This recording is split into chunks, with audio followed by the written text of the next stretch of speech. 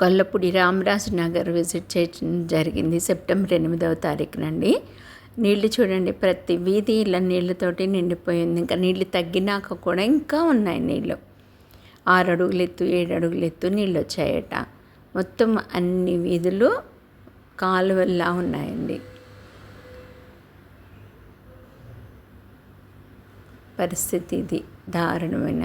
ఇప్పుడు ఈ నీళ్లు మొన్ననే ఇంకా అంటే 12వ తారీఖుకి నీళ్ళు తగ్గాయి. డ్రైనేజ్ క్లీన్ చేసిన మీద ఆ కార్మికులందరూ కష్టపడి పనిచేస్తున్నారు.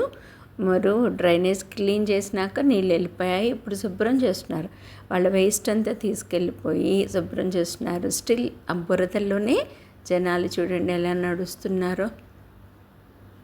అంత బురదమయం అన్నమాట. బాగా జారి పడతామేమో మేము వెళ్తే అని భయపడుతున్నట్టుగా ఉంది పరిస్థితి.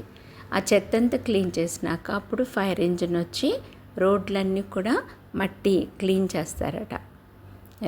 మంచి శ్రద్ధతోటి ఒక సేవాభావంతో చేస్తూ ఉన్నారు.